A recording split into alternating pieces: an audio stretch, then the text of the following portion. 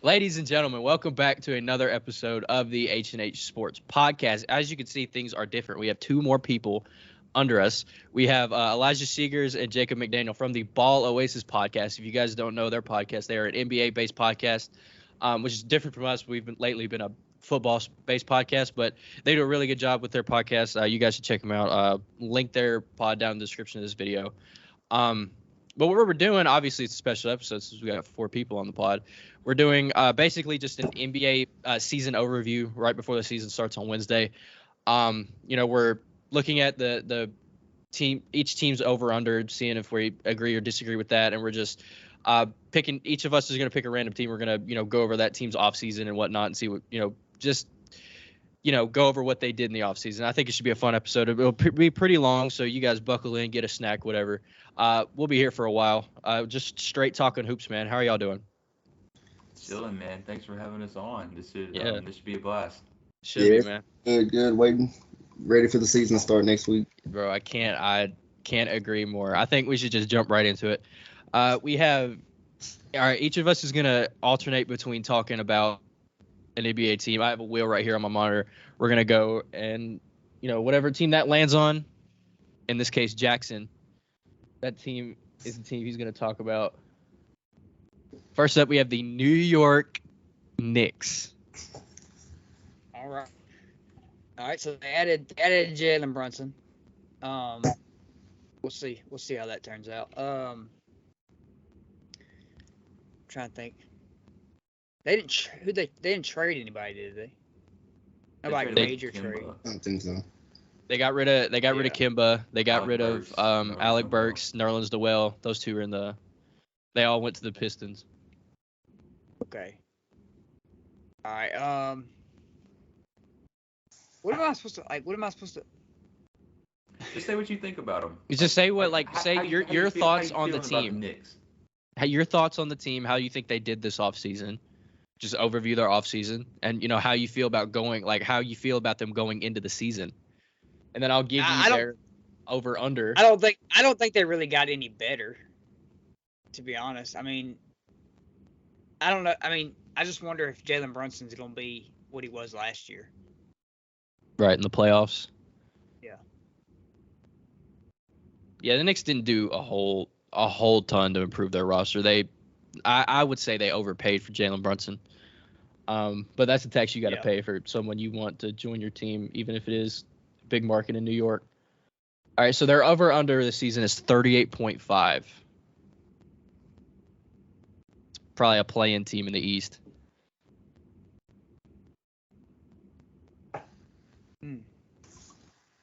I'm gonna say over.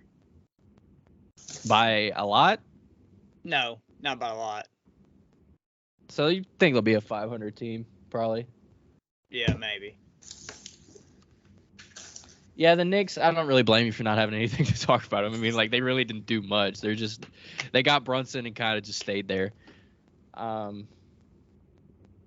They traded a ton of picks for they got a ton of picks back for OKC trading up for I forget his name. Usman Deng, yeah. Mm-hmm. All right. Elijah, you are talking about the experts. The Houston Rockets. Houston Rockets, okay. The Houston Rockets, I think that they had one of the better drafts this season. Picking up Jabari Smith with the third pick, picking up Tari Eason at pick number 17, and getting Ty Washington late in the third round and in the first round. I think those guys have looked good throughout summer league and throughout the preseason. I think that each has kind of had a stretch where they've kind of shown flashes of what they can be, especially Tari Eason out of the bunch. Tari Eason has kind of blossomed into a role where I feel like he'll take on a lot of the best defensive matchups. As a rookie, might be kind of hard for him, but there aren't very many options on that Houston Rockets team. You have Kevin Porter Jr., you have Jalen Green, you have the loss of Christian Wood that you'll have to address. He wasn't really playing much for them anyway. Right, yeah. He was really hurt. Yeah, he missed half the season last year. You've got Alperen Sengun in his second year, great playmaking center. So a lot of developing guys. I think they'll be a fun team to watch. I think that they won't defend necessarily well, but I think that they'll put up like 112, 113 points a game, but they'll give up like 120. So Yeah. yeah, Give it all back plus they'll more. be in the sweepstakes once again for a top pick, which I think will benefit them in the long run, of course. But I think that their rebuild is well underway, and I think that they've got something brewing over there in Houston. I'll end on to that. I think it'd be fun to look out for like how Jalen Green's progression works out with the loss of John Wall. Who's going to take over the playmaking duties on offense, right? Even with John Wall not playing at all last year, you got to have somebody to lead that offense. And with Jalen Green, I think he could, blossom into this lead playmaker if Kevin Porter Jr. doesn't, which is looking like that will be the case. And like you just add on about how you said about Tari Eason, I think he was the steal of the draft in my opinion. The fact that he fell all the way to 17 was egregious. Yeah. All right, Jacob. Wait, give me the win total. Yeah. Oh, my fault. They are 23.5. 23.5. I'm actually going to take the over. I think in our standings predictions, I had them winning about 27, 28 games. So I think that's around the range that they'll sit. I think that they'll do a lot of losing late in the season, but I think that that's around where they'll sit. I ain't mad at it. Houston Rockets, 30 wins. All right, you talking about the Brooklyn Nets, Jacob? Struck a gold mine with content here. Okay, so got some words, y'all. The Brooklyn Nets, I think it's either play-in team or top 3, top 4.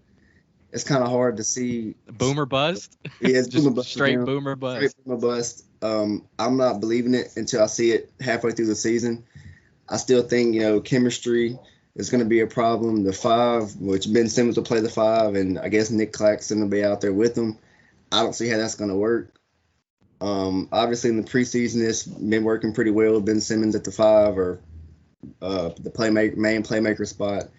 He doesn't have to shoot necessarily like he did with Philly, but I just think he's surrounded with better offensive players where he doesn't have to rely on scoring as much.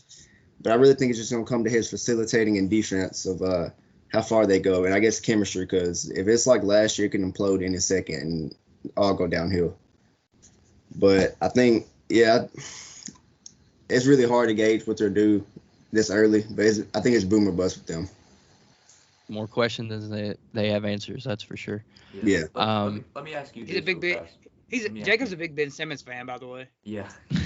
Let me ask you this, Jacob. Did the additions that they made, do you think that they'll have any impact as we get later on in the season? Guys like T.J. Warren, guys like Royce O'Neal, guys of that caliber, do you think that they'll have a significant impact on maybe a playoff series for the Nets? They could. It's just they've been, I think a lot of their additions are coming off of injuries, and they're still dealing with some now. So it really just depends on how they play when they come back. Like T.J. Warren was a bucket the last time we saw him play, but that was like 2 years ago. So really have to see, I guess, and how they perform when they get back on the court coming off of injury. But in the long run, depth-wise, I think they could help, especially if injuries come around. I'll add on to that. What I want to see from them is they don't have that run stopper is what I want to see, because last year they were how you said about the Rockets. They would score 130 but let up 135 and lose the game. That was the story of their season. Even when Kyrie and KD were healthy, you put up 90 between these two, but when you're letting up way more, it's not going to help in the long run. What I want to see from Ben Simmons is to be that run stopper on defense. Just a couple years ago, he was second in voting for Defensive Player of the Year, and that's what the Nets so viciously needed, was some type of person who would just even try on defense. Because when you have Kyrie and KD putting everything they have on the offensive end, KD's good defensively, but him going age 35 season, age 34, it's only a matter of time before he's just all offense and no defense. So I don't know. I just want to add on that. Like, defense will be a big question mark for them. Yeah. And I think the addition of Ben Simmons will at least help it. I think he will more than likely guard the best player on the court, on the opposing teams. More than likely. I guess it depends on who it is. Yeah, Ben Simmons he has a lot of questions, but no question about his defense is there. All right, their win total over under is 50.5. I'm going under. I think Under 50. I think I had him around 47 on our predictions. I'm sticking with under. I'm not a believer until I see it, so I got to see them. Under 50. Keep getting the Rockets. I agree. I'm down there with Jacob. I have him at 46. Really? Yeah. Yeah. Like I said, maybe not for the same reasons, but yeah. Like I said, I wouldn't be surprised if they're number 1. I wouldn't be surprised if they're 7, 8. I pulled the Minnesota Timberwolves. In my last episode talking about the NBA, I had some words for them. I will say it. I think the Rudy Gobert trade for them was one of the worst trades in recent NBA history. Just based on what they gave up. I understand Rudy Gobert is a good player, the best rim protector in the entire league, no question. But for the amount of stuff that they gave up, basically 5 first-round picks, 4 unprotected first-round picks, plus Walker Kessler, who just got drafted. You gave up Jaron Vanderbilt, Patrick Beverly, key rotation pieces that helped him make the playoffs, and a bunch of other people. Oh yes, we kept what's his face? I forgot his name. Jaden McDaniel. We kept him, bro. You gave up your entire 9-man rotation just to get Rudy Gobert, and who knows if it even will work out. What we've seen in the preseason with Karl-Anthony Towns defending the perimeter has been terrible. It's not been good at all. Cat can't guard the perimeter to save his life, and he's going to have to play the 4 the entire season when he's on the floor with Rudy Gobert. And when you're looking 4 years down the line, if this doesn't work out, Rudy Gobert is going to be, 35, 36 years old? He's not going to be what he is now. And so when you have no first-round picks 5 years down the line, it was a move. What I would say is new management coming in, new ownership. A-Rod and them looking to make a big splash coming in. That big trade to show people like we're here for the win now, help turn Minnesota around. I think this will implode in their faces, maybe even next year or 2 years down the road. I don't think this will work out. Yeah. I've been on the record saying on our show that I expect something bad to happen, and I think that one of them will be out the door within the next 2 years, just because of what we've seen already. And of course, they're still in their early stages, so we can't say for sure how it's they haven't played out. a regular season game yet. Yeah, I'm saying what I think will happen. Yeah, it's still very early, but I can very well see it not working out like how they think it will, and that one of those guys between Cat and Rudy might be moved. And honestly, I think it might be Karl-Anthony Towns out of those two. I disagree with that. They just supermaxed him so hard in the offseason, man. And they're building around him. Like, they gave up Jared Vanderbilt, who was – Cat technically played the 4 last season because Jared Vanderbilt can't shoot. Right, so he was basically playing in the dunker spot the entire season, and he was that rim protector down low. So it won't be much of a transition for Cat, but Rudy can't play on the outside, so he doesn't have that explosiveness off the dribble that Jared Vanderbilt did, that he could just sit outside and be all right. I think there will be a great regular season team. They have the team to be good in the regular season, but like we've seen with Rudy, having Rudy Gobert on your team in the playoffs is a recipe for failure. It just has been. There's no light at the end of the tunnel when you have Rudy Gobert on your team in the playoffs. Even like they've shown with the Jazz a couple years ago in the 72-game season, best team in all the basketball in the regular season, the best offense, top 10 defense, raining threes. But when it comes time in the postseason, when teams like we saw with Ty Lue will have game plans around it, and you refuse to take him off the floor, I'm not saying Chris Finch will do the same thing, but when it comes down to it, it's going to be iffy. Yeah. Yeah, I think they're built for the regular season. I'm going to pick their over. They'll finish the top 4 seed. What's the number? 48.5. They'll win 50. They have a good team. They won 47 last year without Rudy. But more depth, but still. They'll win 50-plus games. I don't want to say easily, but I think they'll be a good regular season team, no doubt. And it's just it's going to be iffy when it comes time playoffs. Me and Jacob had Anthony Edwards most improved player. Ant's going to be good. Ant's going to be – I could see him being the best player on the team. in the next year or two. That's He's why that I think good. that's why I think they might be quicker to get rid of Cat over Rudy. But the contract that you mentioned. And plus, Rudy is getting paid so much money Yeah. to just protect the rim. I understand rim protection's like very important, And but he's the that's all he does. And he gets screen assists. He has the most screen assists in the league the past however many years. But there's a certain like extent to that. Where is it that important where you pay him the supermax and trade all of them assets for him? We'll see. That's just how I feel about it. They're a good team, but I think that trade in the offseason will, be the story of how of their success. I think really what it comes down to is Rudy with them. I agree. Their over-under is 48.5. I said I'll go over that. Like, they're going to be a good regular season. Jackson's up. The L.A. Lakers. I was just sitting here thinking, what if I get the Lakers? And I'm kind of glad I did. But say you've got content to talk about here. Another content gold mine in the Lakers here.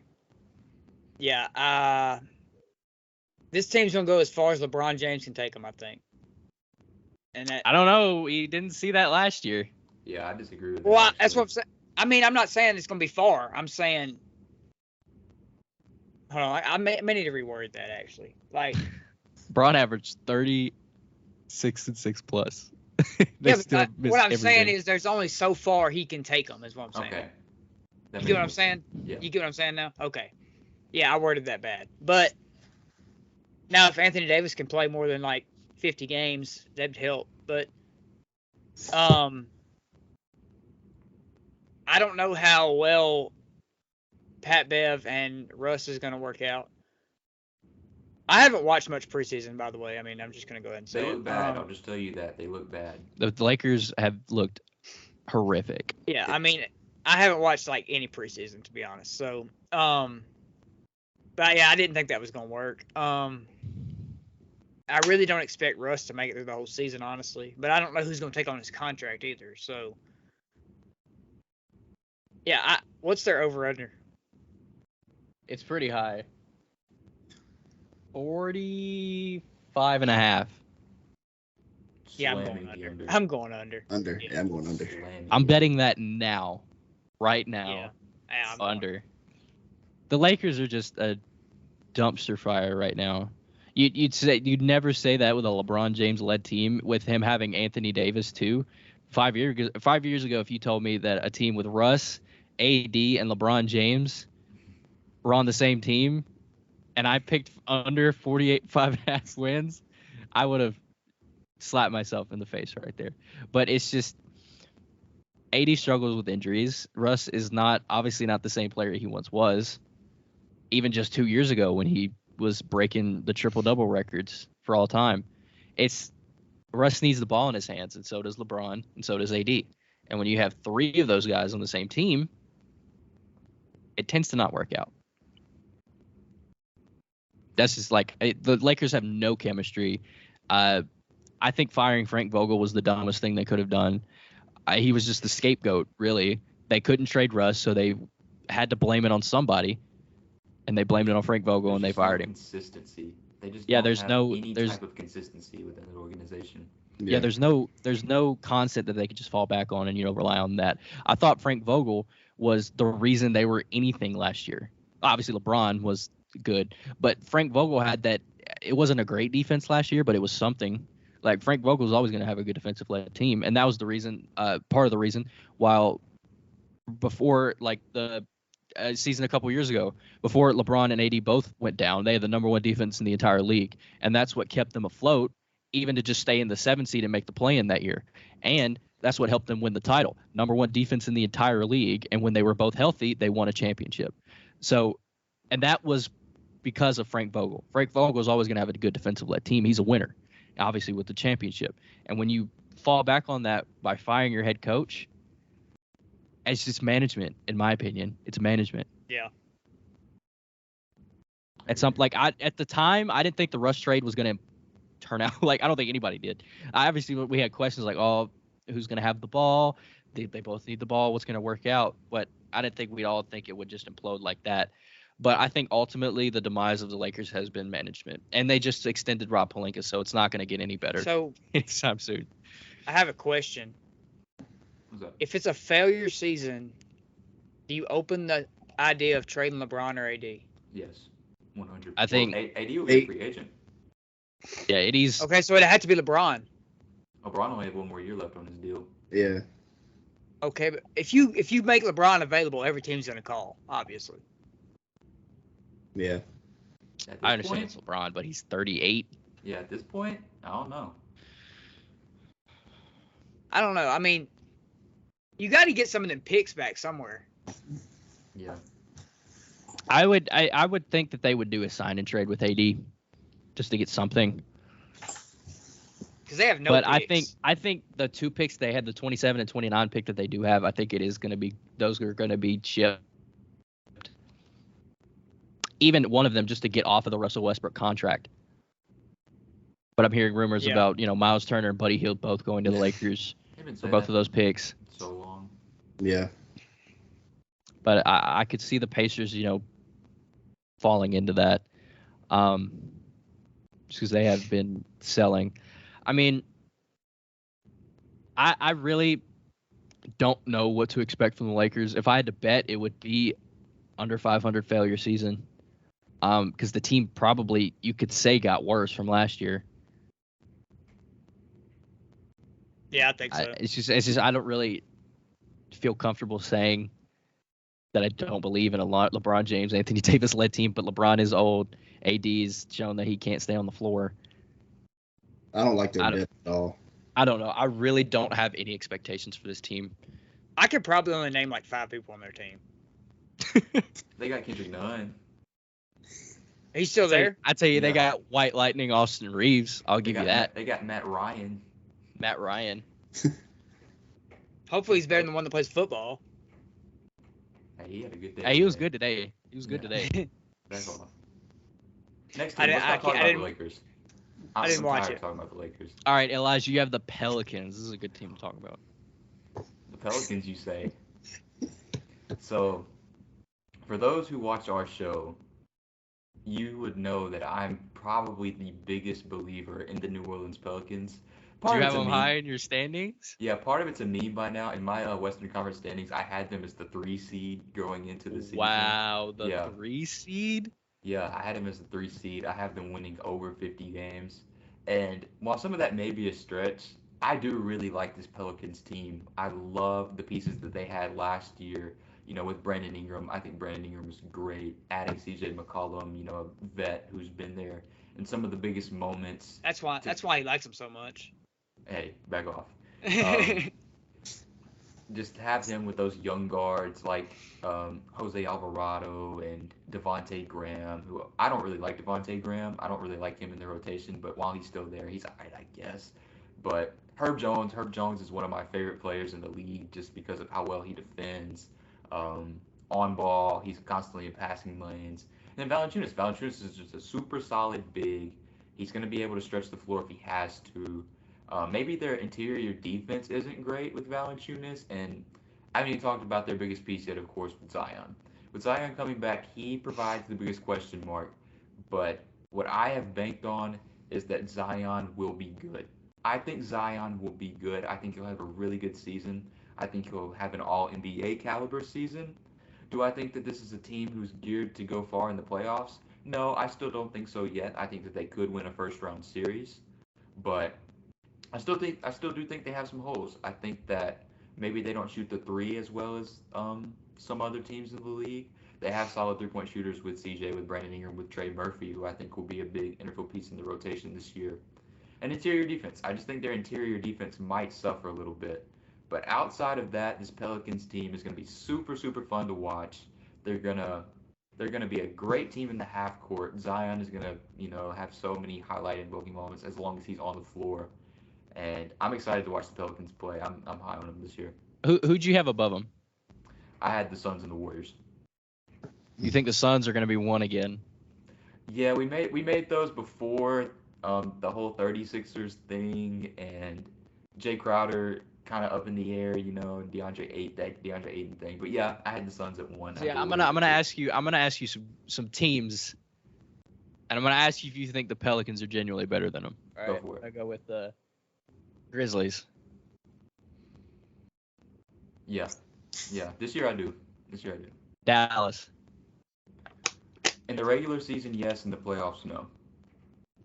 Obviously Utah. Denver. No, I don't think they're better than Denver. Minnesota. I think that they are better than Minnesota. Clippers. They're not better than the Clippers. In our predictions, I had the Clippers at the 7 seed just because I think that Kawhi and Paul George are going to miss time in the regular season. But I think that if they fall that far, they'll be the greatest play-in team of all time, and they'll probably win playoff series as the 7 seed. I just wanted to see where you were with the Pelicans, man. Yeah. Like the 3, I was expecting like, oh, I'm high on the Pelicans, maybe 5, 6, 7. 3? No, I went all in. 3? Yeah. I mean, I like Willie Green as a coach. I think the fact that they even made the playoffs last year is a miracle in itself with the way that they started. So They gave the Suns all they wanted too. Yeah. Yeah, they did. I don't blame you for being high on them, but 3 is a lot. I mean, they have a good team. Their starting 5 is elite. Is what it's up there. Mm-hmm. I'm just worried about their defense. Yeah, their defense, it definitely does have some concerns. We know CJ hasn't been a guy who's locked down before. We know Herb Jones and Jose Alvarado, though, are going to be scrappy, are going to, make their mark on the game. But I think that can only last so much. That's why I think that this team, kind of like y'all said with the Timberwolves, may only be geared as like a regular season team. Even with the success they had in the playoffs, I think they just kind of got hot at the right time. But I still do think that this team is really, really good, as long as Zion fits in as seamlessly as I think he will. What I'm worried about with Zion is obviously health. We want to see him on the floor, but is his willingness to play defense. He has the athleticism. He has every tool in the book to be a great elite defensive player. And I think if, Willie Green is as good as a coach as I think he is, he would use Zion in a way that the Bucks use Giannis, or the Celtics use Robin Williams, that sort of free safety down under. Yeah. You see how like a 1-3-1 defense plays. We have that chaser at the bottom of the goal. He would just get in position and block shots. And I think that's how the Pelicans should use Zion, in just a free safety shot blocker type of defender. Right. What made Giannis win that Defensive Player of the Year is his help defense. Getting under the goal, helping on that weak side defender. Being able to just block shots and force misses. Zion's not that big. He's not 6'11", but he has the athleticism to get up and defend those shots and block those shots. What I think they would be, it would serve them well to use him like that. But maybe he is too short to play that role. Who knows? Yeah. But I do worry about foul trouble with him too. Yeah. I think we talked about it on our last episode. If they go deep in the playoffs, they would have to match up, I think, against, we said, the Grizzlies and the Suns somehow. That's like the West. The West is a gauntlet. Yeah. So you obviously think they're going over 44.5. Yeah. I'm slamming the over on that. I have them around 50, 51. I would probably teeter right where they're at, 44.5. I'd go over. I had them around 49 or 50.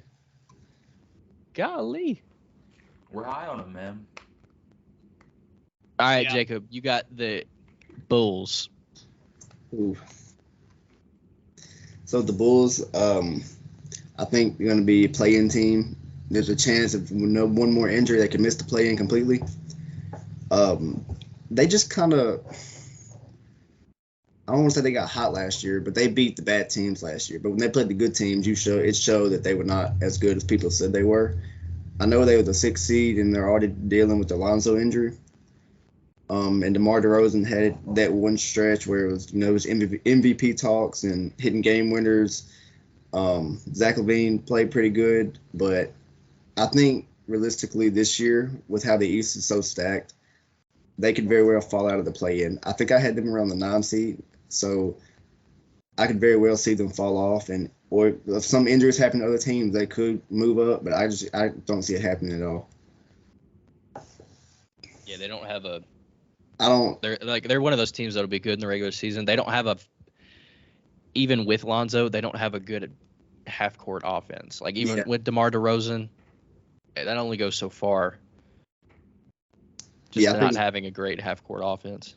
Right. I think Vucevic, if they do struggle, he might get traded before the deadline. But I don't even know where he would go. I think he should have got traded in the offseason. He's not good. So they're up. I don't think they're up in the air, but I have no idea really what to say about them. I don't think they'll be high, and I think they're in the play-in for sure, but it's really close. Yeah, they're a weird team. As long as they have Levine, DeMar, and Billy Donovan at head coach, there will be a good team. Levine is going to be fully healthy going into the season. He just got an extension. He played hurt pretty much all last year. DeMar just coming off the best season of his entire career. You just hope, as a Bulls fan, they stay afloat once Lonzo comes back, because Lonzo, offensively, he was one of the best three-point shooters in the entire league before he got hurt, and defensively, he was, great. More or less of a, help defender. He was just a good, on-ball defender, and getting steals and stuff. So, they have. As a Bulls fan, you just hope they stay afloat once Lonzo gets back, and hope Vucevic can just, be even. Quarter of what he was as an all-star. I don't have much to say about him. I don't really believe in the Chicago Bulls, honestly. Yeah, they're a weird team. What's the win total? 41.5. I'm going under. I would go over. Yeah, I do. Just a little bit. Yeah. I wouldn't go much. I think I have them sitting like 39 wins. I think they'll be under 500. I think I have too much talent to be 500, even with the East being as stacked as it is. I just think they have too much talent. I think they'll be right at 5. I'll probably go over. Yeah. Barely, but I'll probably go over. Am I up now? That's crazy. So crazy. I have the Orlando Magic. All right, this is a fun team to talk about. Obviously, storyline of their offseason, number 1 overall pick, Paolo Banchero, I think he's been great. He's just seeing what he's played in the preseason, being able to see he can, set guys up on passes, having a passing game into bully ball. Nobody can guard him. I think Banchero's going to be great. They have just such a young team with Jamal Mosley at head coach. I don't know if he's 40 yet. They have a young head coach with a young team. They'll be a league pass team for sure. They have just a lot of young pieces. There's a lot of young bodies on that team. It's just who you're going to play, right? You have Gary Harris still on that team, I'm pretty sure. Terrence Ross. Gary Harris is out for the season, I believe. He'll still be a locker room presence for them. They need veteran guys on that team to keep that, just team not from completely imploding itself apart, because we've seen with very young teams, it won't go as well if you don't have that veteran presence in the locker room. They do have Terrence Ross. They have Mo Bamba still on that team. Wendell Carter, I think is their best player. I think Wendell Carter could be in talks for most improved. Wendell Carter's really good. So they still got Cole Anthony, who's a bucket. They still got Jalen Suggs, their top 5 pick from last season. Jonathan Isaac, who knows if he'll ever play basketball ever again. But they I was do just have thinking of him. Like, he hasn't played basketball in 3 years, bro. That's crazy. I don't know why they haven't gotten rid of him. But he's still a good player. He can, he's a good veteran guy, a good defensive player. The Magic are just, a wait and see kind of team. They're going to be young. They're going to lose probably. They're probably not going to win more than 30 games on the season. But I do think they have promise. I do think they have a very bright future. I think Banchero is the truth. He's the real deal. He's definitely deserving of that number 1 overall pick. It's just we have to see how these young guys gel together. And I think once deadline comes, we'll see, who the coach likes, who the GM likes, and they'll see the rotation kind of fizzle itself out by then, because, they may not, be traded, but we'll see who the coach likes and who the key rotation guys for that team will be. They're much like the Pistons. They got better, and had a really good offseason, really good draft. It's just they have a lot of bodies to play and a lot of young players. It's just got to see who the best out of the bunch is. Yeah. And I don't really care to look at their 26.5. I mean,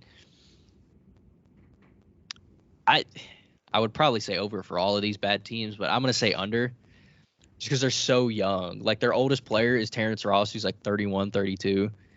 And, yeah, I mean, I would go under. But, yeah, Orlando, they just got a lot of young guys who they need to figure out who's going to be good for them and who's going to play for them. Yeah. I'm going under. Yeah, I go under. Yeah, I'll go under.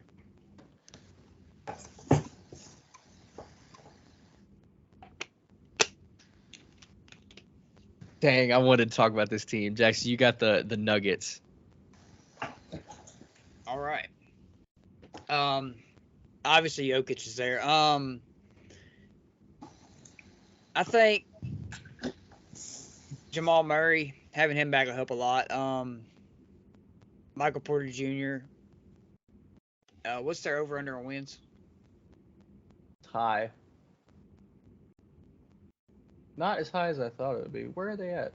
49.5. Yeah, I'll probably take them over. That's a lock in my opinion. Yeah, they're good. Yeah. Yeah, I'll take the over on them. I think they're the best team in the West. Really?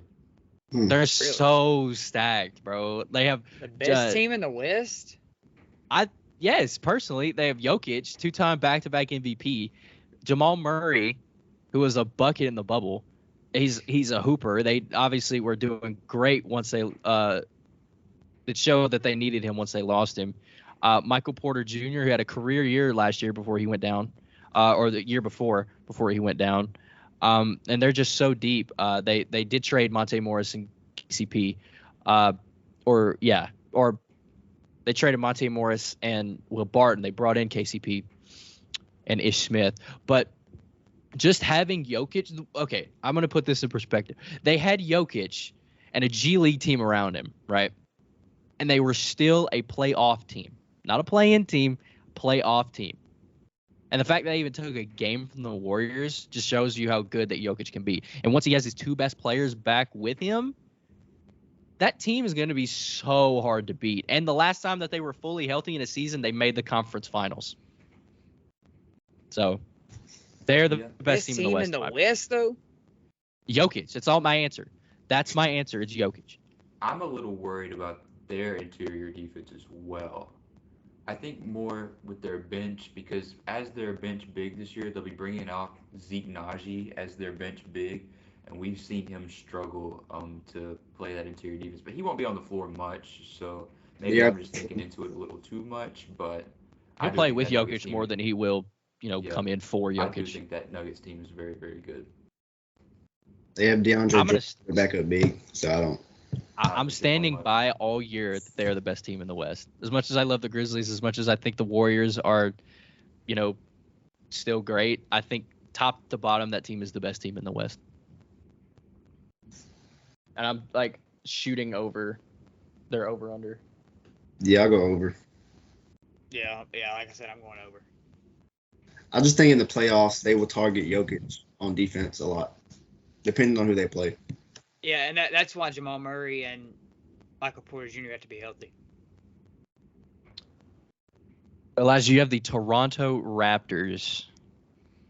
Okay.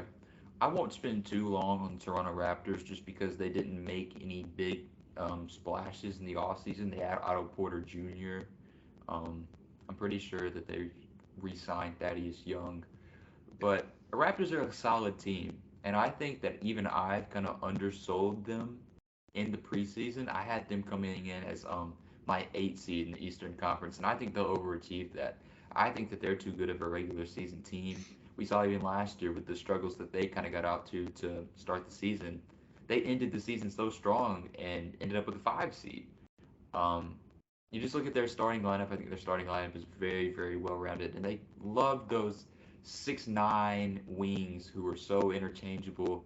Who can play long defense. arms, can get in the passing lane. Who can shoot the three. And what I've told Jacob is the only real pitfall with them is, besides their youth and lack of playoff experience with some of their better players, is their rotation. They only tend to play 7, 8 guys throughout the entire season. Nick Nurse's rotations are very, very short. So I think that can really bog some guys down, going into the playoffs. We've seen Fred VanVleet constantly playing 40 minutes a game. OG Anunoby is playing 41, 42 minutes a game. And I trust Nick Nurse as a coach, of course. I think that he's a top 5 coach in the NBA. But I just think that might hurt them just a little bit. I also am not super trusting in their three-point shooting. I think Fred can really shoot it. I think that Gary Trent can shoot it, even though he's streaky. But outside of that, I don't know. I just don't think the Raptors are very deep. I think that they're a little young.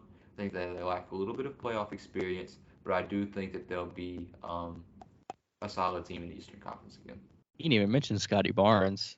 That boy is. Scotty's great. That boy's Scotty's gonna be great. I think he'll be an all-star this year.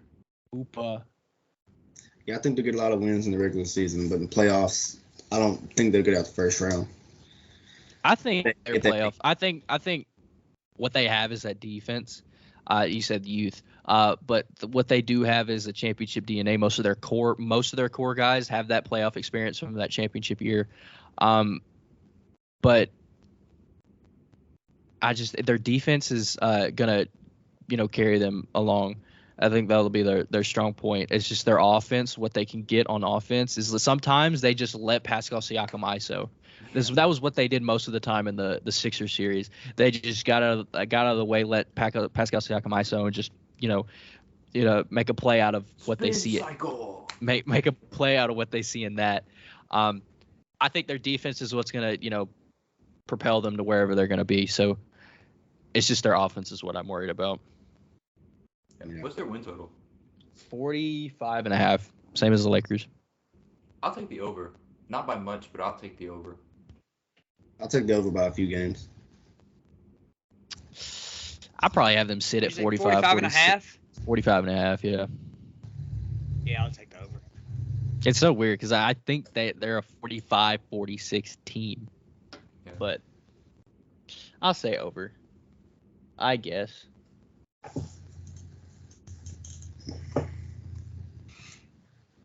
The Indiana Pacers. Don't spend too much time on this one. Yeah, I'm about to say they're giving the keys to Tyrese Halliburton. They'll develop him, let him take as many shots, basically run the offense, develop him. Benedict Mathurin, develop him as well. But I still think they're in that race for the bottom. They're going to try to lose a lot of games while developing their young guys. That's really all I say. And Buddy Hield and Miles Turner should trade them sooner than later. Tank for Victor. Yeah. Not much to say. Imagine if OKC got Victor though. Just roll out triple tower lineup. Yeah, pretty much. Although I hate whenever they throw Poku in there, like Poku's like a great player. Poku sucks. He's not good. he's so bad. He's just big and long. The Pacers is 23.5. Under. I had him. Yeah, I go under. I had him like right at 23. Yeah, I'll go under. Under for show. What we doing? I got the Spurs. Yep, not much time left in either. All I gotta say is I think they're the worst team in the entire league. I like their first round pick in I forgot his name. This guy from Baylor. Jeremy Sohan. I think he's good. I think he's a Coach Popovich type of player. But other than that, they got Josh Primo. It's just a young team. Lonnie Walker's not there anymore. They still got Jakob Poeltl. I mean, that team can what's his name? Johnson. K. Johnson. I don't remember his first name. Keldon Johnson. There we go. He'll get the most shots on that team. He'll probably average 25 plus just because that team is bad. But the Spurs are just the worst team. We've never seen this before with Coach Pop. This might be his last year just because the team is bad. I'm eating. You're good. It's just the team's bad. Really young. This is the youngest team Pop has ever had. And it's also the worst. I think this team is the worst team in the league. They should have the lowest win total. I do agree. Yeah, they should have the lowest. They have the lowest over/under at 22.5. Under. Under. Yeah, they'll probably scratch Yeah. 15. I think I Although I had don't know. less. I don't know because as long as Greg Popovich is your coach, he might try to win some games. It's not in his nature to lose. Yeah. Yeah, I had him like right at 20 games. Gonna kill that all-time win percentage. Bro, this thing keeps landing on the same teams. Why don't you delete them as they They don't got that option. Oh. Here, I'll step out for 1 second, y'all. Y'all keep going. Bro, So- have y'all had these yet? These loaded fries from Zaxby's? Yeah, I've had them like twice. That's pretty good, I ain't gonna lie. They are. I'm muting myself while I chew, that way I ain't smacking in the mic. We do appreciate it. I just wanted to eat them while they was warm.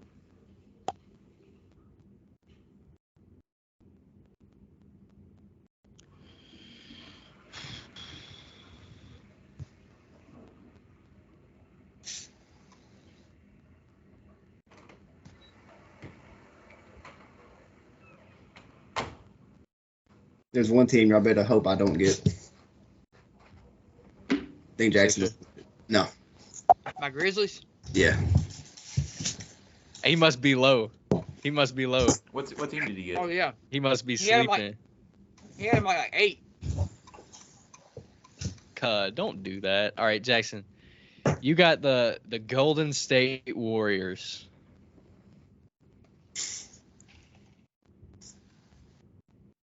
All right. The Warriors.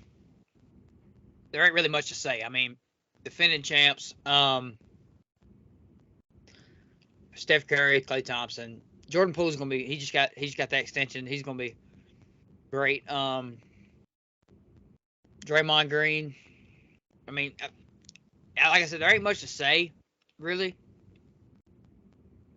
They're pretty much a lock for a top 3 seed, I think. I would agree. They're so far on the luxury tax, bro. I can't believe they paid Jordan Poole that much money.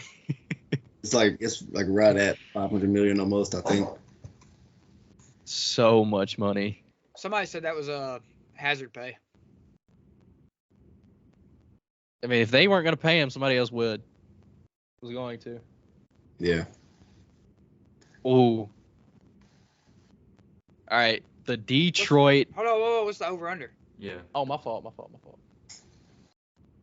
Expected to be high. 51.5. Over. Over. I would say over. I feel like they're more in that type of team now where they really don't care about regular season as much as they do playoffs. But still, they're gonna naturally having that team gonna win more than 52 games. Yeah. Yeah, if they're healthy, they're winning more than 52 games. Yeah, I think they'll try to get a lot of the young guys involved too, but they'll still get over 50 for sure. All right, you got the Detroit Pistons. All right. They're a bad team, so I won't spend too much time on them, but they are fun.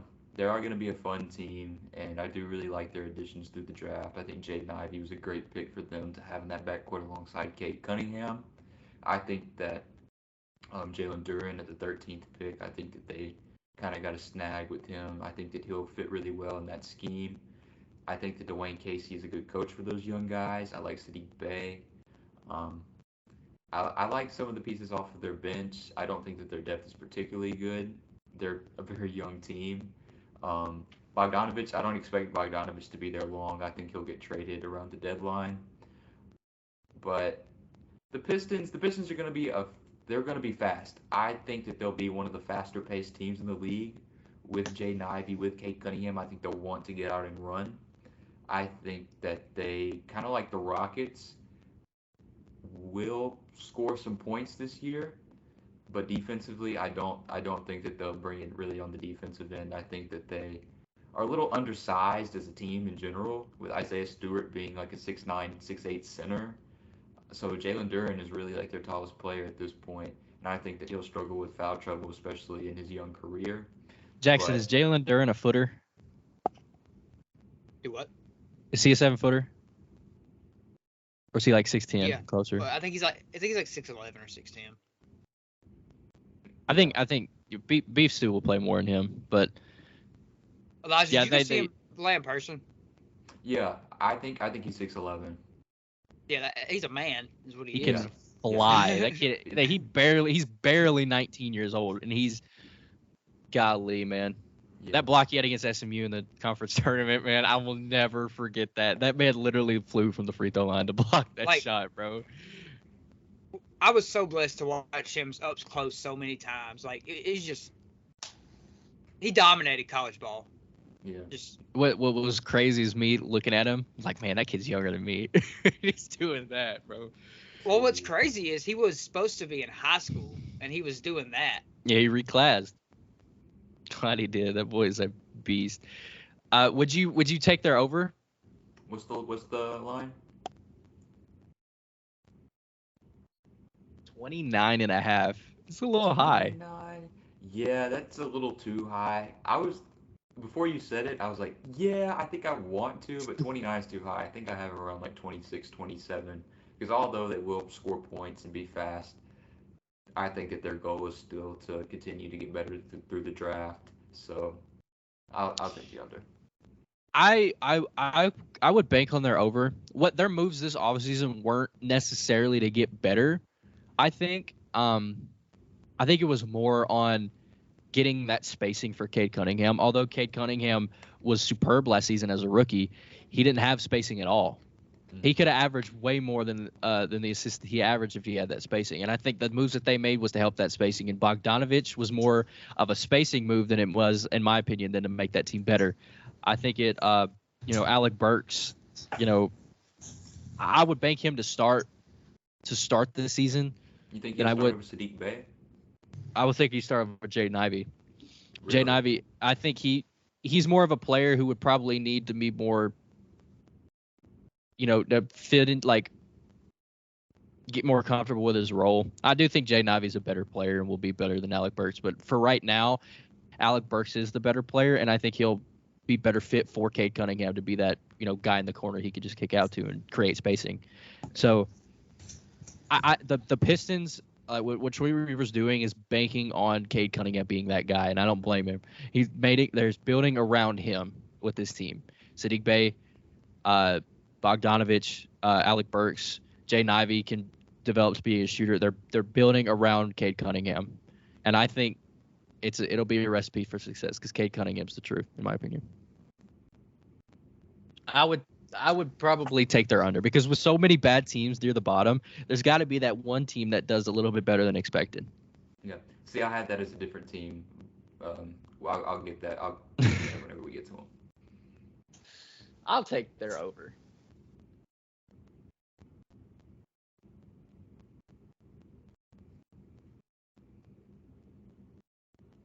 Can it finish spinning? Oh, this is perfect. Oh, brother. You got the Sixers. Everybody buckle up. I won't spend too long on it, even though I could. You're muted, Jackson. Jackson, we can't hear you, bro. Oh, yeah, my bad. Just ignore it. I didn't say anything important. I think it's Joel's year to finally win MVP. Now, I don't think it's a popular pick, but James Harden looks a lot better than last year. Speed-wise, like off the dribble wise, it looked like he has a step back.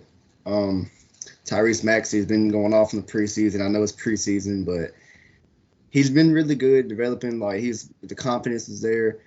I think with the addition of DeAnthony Melton, which I've talked to Jackson about a lot during the offseason, he kind of helps our bench a lot defensively and like facilitating because with him and Matisse out there, they had both out there pressing like full court basically, and it was really right. It was really disrupting them.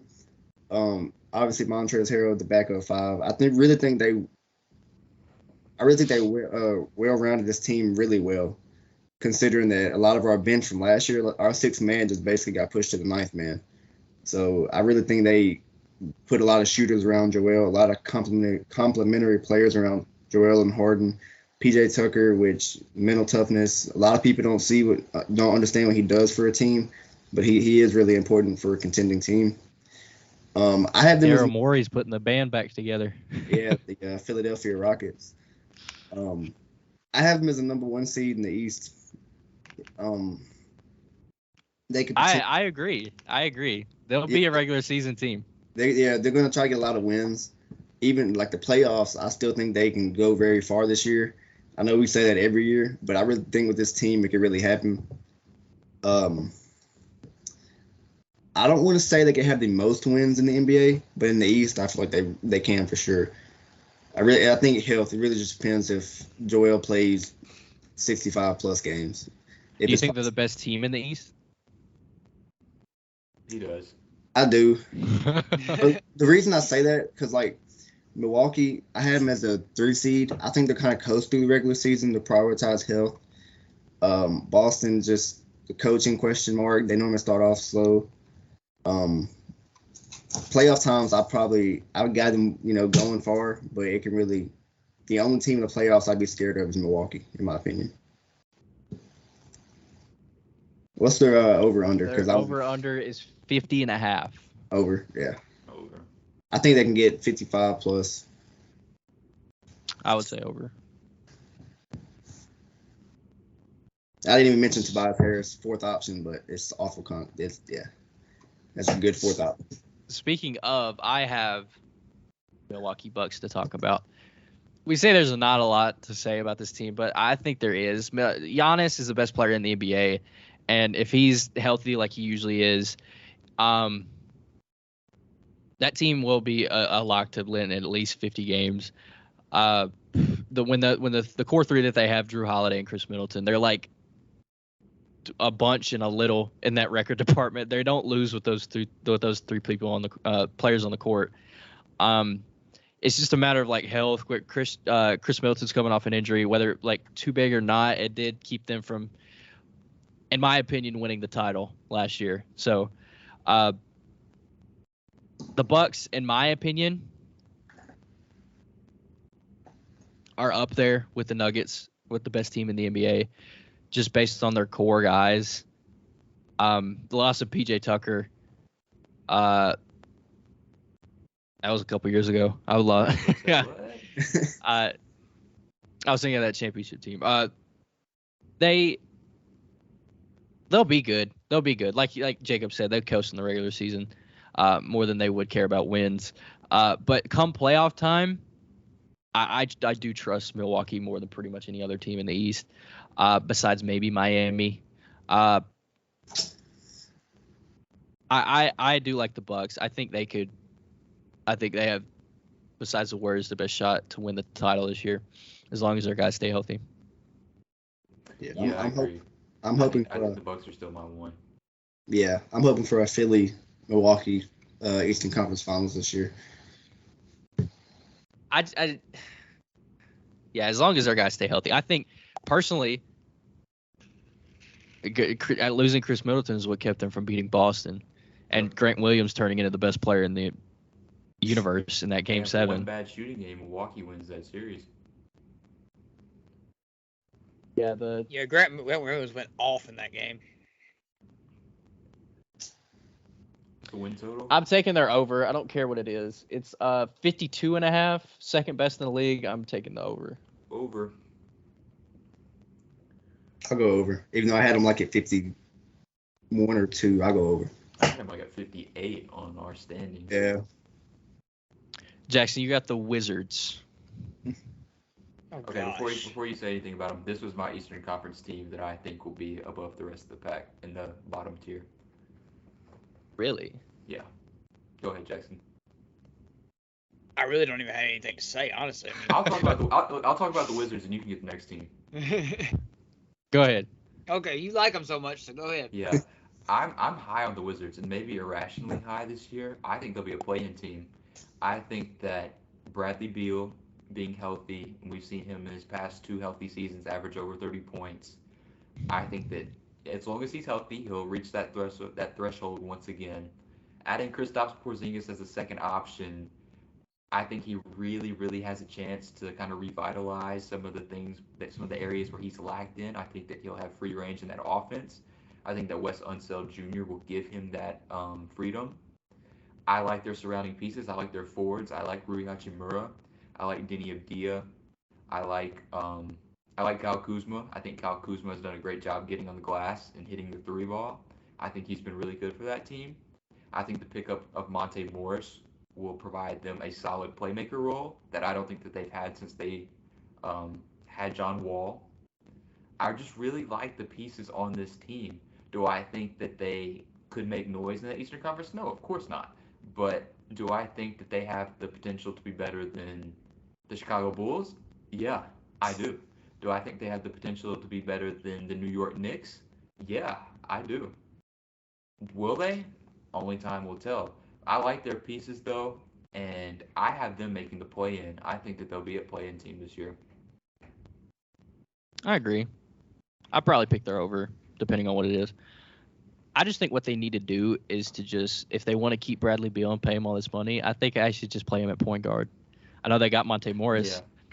Yeah. I'd like him better to come off the bench, like what we've seen with the Nuggets. He was a great backup point guard. But I like Bradley Beal as the primary playmaker. I think just play the offense through him and ride. I think that would give Washington their best chance to win.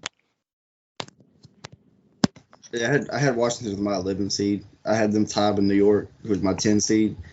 I just gave New York the edge, like the series win. But, I think Washington could very well make a push into the 9, 10 seed. I wouldn't say 8, but 9 or 10 seed. Yeah, they're over under 35.5. I would probably take that over. Yeah, I'd probably go over.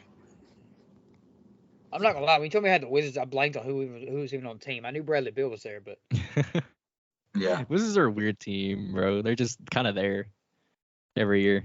Can y'all hear me okay? Yeah. Okay, good. I just took my mic out. I had to put my phone on the charger. But yeah, I like the Wizards too. I think the Wizards will be a good team. I think that they'll overachieve a little bit as long as they're healthy. But yeah, I'm taking the over. Yeah. They just got to stay healthy. Washington Wizards. Jacob, you got the Clippers. No, this is Jackson. Jackson got him. yeah. Oh, for real? You got the Clippers then? My bad. They'll be like Elijah said, they'll be good. Cause hold on, I'm trying to think how I want to say this.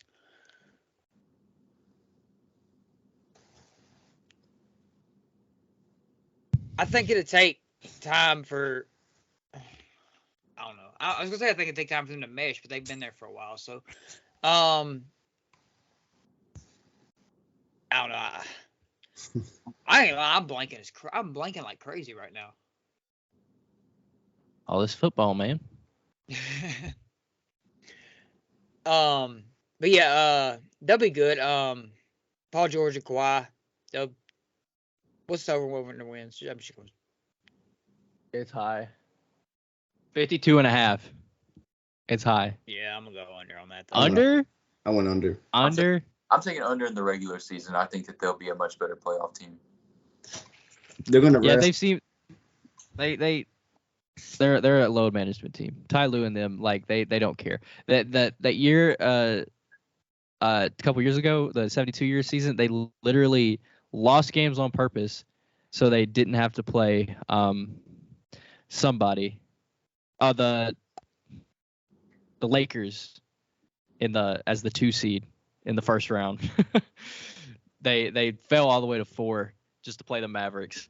But yeah, I think the Clippers. I think they could be a top 3 seed in the West, man. They make the conference finals that same season without Kawhi Leonard. Like they had him for the first round, but the last 2 rounds, like they beat the. Who did they beat in the second round? They beat Utah. The Jazz. Like that whole Terrence Mann game 6. They beat the Jazz. Like Paul George is literally carrying this team without Kawhi Leonard, and Ty Lue is putting on coaching masterpieces, and they had neither of those guys last year, and I think that's why they missed the the playoffs just because they had no Paul George and no Kawhi Leonard, and the fact that they were in the play-in shows a testament how good Ty Lue is as a coach. And if Kawhi's going to be healthy, Paul George is going to be healthy. They bring in Norman Powell, they bring in Rocco, both of them from the Blazers. John Wall. This team is going to be good. John Wall hadn't hooped in a year, but I want to bake on him being at least decent enough for that team. Reggie Jackson was like amazing for them in that conference finals run. He's probably going to come off the bench to start. Who knows? That team is going to be good. Yeah, I think they top 3 seed. Yeah, I think fully healthy, they can very well come out with the West. But I think if they can afford an injury in the regular season, not a big one, but like games here and there because their depth is so good. I have one question with them, though, and I want y'all to give me your input on this. Their interior depth, does that scare y'all at all? Because they've got Zubac, but outside of that, they had Isaiah Hartenstein last year who kind of flew under the radar. Big loss. Good. And so coming off their bench now as their backup big, they might roll out Rocco to play some backup 5. And me being a Blazers fan, I saw that happen a few times, and it didn't go well. So what do y'all think? Do y'all think that might be a detriment to them? In the playoffs, we saw that Ty Lue wasn't scared to roll out a small ball lineup and have Marcus Morris play the 4 or even the 5, even without Kawhi Leonard on the floor. So it's obviously matchup based, depending on what they want to do. In the regular season, I don't think it'll matter much, but in the playoffs, I think it'll just come down who's playing well that night, and he'll roll out a small ball lineup because I think again it was Rudy Gobert that they were playing, and that always works against them. But I think a small ball lineup for them would work best. Yeah, I think it just depends what team, like what center they play against. Like if they play the Nuggets in the playoffs, I doubt they'll roll that out. I think anybody who plays the Nuggets in the playoffs is going to get roasted by Jokic, but especially the Clippers, they'll have trouble against them. But that is a big flaw that they do have is interior depth. I think they could make a move for that at the deadline. Maybe make a play at Miles Turner if the Lakers don't. They have the pieces for it. They have the depth. And I don't know what the draft picks are, but they have the depth. They can give up some of that for a player. They basically gave all those away for Paul George. Yeah. Yeah, the Thunder have every draft pick from here to. Jacob, you got the Suns. So with the Suns, I think I had them as my 1 or 2 seed, I think. I don't know how confident I am with that now. Just chemistry-wise and seeing them how they, like I said, it's preseason, but I don't think the chemistry is there right now.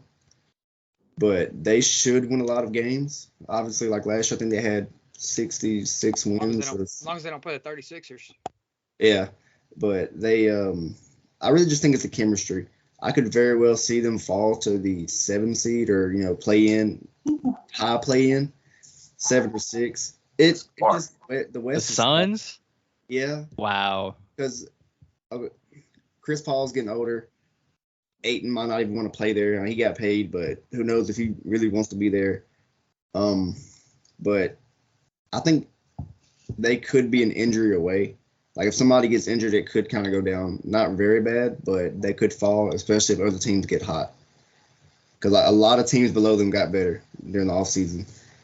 But I think they're more of a top 3 lock than falling down to like 5 or 6. But I think it's just chemistry, how they play this year is my biggest thing for them. And the depth a little bit. Yeah. I think they're 3 or 4. I like both. I like all 3 of the Clippers, Warriors, and Nuggets better than the Suns than I do the Suns right now. I'm not saying the Suns are bad, but I just like those 3 teams more. Yeah. The Suns are a regular season team. They've showed us that. They did make a finals run a couple seasons ago. But yeah, if you play a good coach, you're probably like with the Suns, they're probably going to lose. So their depth just scares me too. Yeah. I don't trust in their bench like one bit. Yeah, and Chris Paul is getting old. He's on his last year or 2. Ayton doesn't want to be there, and neither does Jay Crowder, who's been a big piece for them. They still have Mikal Bridges. They still got Booker. They still got their core guys. I like them as a team. I just don't know if they'll be the same juggernaut they've been the past 2 seasons. Yeah, I think the West just has a lot of teams where you could say they could either be there at the top or kind of towards the middle. Just from how stacked it is. Their over under is 52.5. I'll go over. For right now, it'll probably change. I'm gonna take the slight over as well. Yeah, I was slight over. I think I had him at 52 or 53. I don't think they'll get 60 again. I'll go under. I think they're 45, 50, 51 in that range. They'll probably do what the Clippers and Bucks do and coast a little bit. Chris Paul's getting old and stuff, so they'll probably load manage him a little bit if he allows them to. Yeah, I think they'll sit around 49, 50, 51 in that range. Clear the floor, boys. Clear the floor. I got the Grizz. I got the Grizz. All right, bro. Heavily. Our 5 games of playoff experience did not help us at all. We should have lost that Minnesota series last season. We should have absolutely lost that series. And I knew we weren't going to win that Warriors series. Even beating them by 50 one game, that little high I had in that one game, I knew we were losing the next game. So as far as our offseason goes, we I don't know. We did this last offseason where we just kind of like didn't really go up or get worse. We kind of stayed at where we were. And I thought last year we were probably going to be another 8 seed again, maybe be lucky to make the play-in. But we severely overachieved, won 56 games, tied a franchise record in wins. I think whether or not, like what this team relies on Ja, no matter whoever wants to admit it, this team relies on Ja's success. Desmond Bane, he might, even with Jaren healthy, he might be the second best player on the team. We're going to miss Jaren for the first half of the season at least. But this team, I think we could stay in that 4 or 5, maybe 6. I'm not going to sit here and say we're going to go back to the 2 seed because I think there are teams better than us. But I think the Grizzlies are still good as long as Ja Morant plays at the high level that he is, as long as Desmond Bane keeps progressively getting better like he has been in his NBA career. As long as Jaren Jackson is good by the time he gets back, he struggled with injuries. Even when he's on the floor, he struggles to stay on the floor. I can't tell you how upset I was in the playoffs every time. He just played 18 minutes because he fouled out. Closing out on 3-point shooters, too. I know. Like, it's just dumb fouls. Not even, typical big man fouls. The fact that he's just under the goal. It's that he's, killing guys on the 3-point line. Stuff, yeah. I know. But yeah, I think we will still be a playoff team. We will still be a good team. We've shown that we can do, with the depth that we have. I think keeping Tyus Jones was the best thing we did in that offseason. Tyus Jones is the best backup point guard in the NBA, bar none. Do not tell me anybody else. Tyus Jones is such an integral part of that team, and when it showed when Ja Morant was out, when we were when he was gone, Tyus Jones took that lead and ran away with it. So I think as long as Ja keeps playing at the high level that he is, really, even without us being good without Ja, I think this team is still pretty good. I just think their team's better. So I don't think we'll win 56 games again. I still think we can hover around 48-ish. But yeah, I still think we're a good team. But I think we'll drop down. Who do you think will play Jaren's spot while he's out? Santi's been good. I love Aldama. He's probably he reminds me of Mark. He really does. On offense, he reminds me of Mark. Just the way he can set people up. Defensively, he's not there at all, like Mark is or was. But I don't know. As a Grizzlies fan, he reminds me of Mark. I like Santi. I don't know if he'll start. We just extended Brandon Clark, so he'll probably take that starting spot. But yeah, I like Santi a lot. Get a lot of minutes. I think we'll miss D'Anthony Melton a lot too. And I do Kyle too. I think Kyle Anderson is a big loss too. He was Kyle Anderson too. he was a little things guy. He did a lot of the little things well. Same with D'Anthony Melton. He just got out there and played his heart out. I think it was. I don't blame us getting rid of D'Anthony Melton because we needed money to pay Ja. And him being on the books for $8 million doesn't seem like a lot in the grand scheme of things. But we want to pay Desmond Bane too. So Yeah. that was a future move in my opinion. Yeah, I just got Danny Green. He probably won't play the whole year. I think he only had $10 million on his contract though for this I don't know. last year. They said he might play a little bit. Yeah, but the only thing He's out for a while. I don't think we're dying to rush Danny Green on the floor. No. I'm not saying that, but like it's not. I'm saying it's not going to be like a Andre Iguodala situation. Yeah, I had Memphis as my 8th seed. I think bro. I think they're going. I had Memphis around 5 or 6. I think they're going to struggle without Jaren Jackson at first. And when he comes back, they'll try to catch up. I just think the West is just that stacked. I don't know how their schedule is at first, but I think they'll struggle at first, in my opinion. Yeah, the West is loaded. That's why I think should we'll be drop a little 1-0. bit. Should be. Yeah. Who knows? Their over/under is 48.5. I had them right at 48, so I don't. Slide over. Yeah, I'm gonna take slide over. I'll say I'm gonna over, take but not slide by over. not by a lot. Like I think they'll sit around 48, 49. I had them at 48, so I'm like in the middle.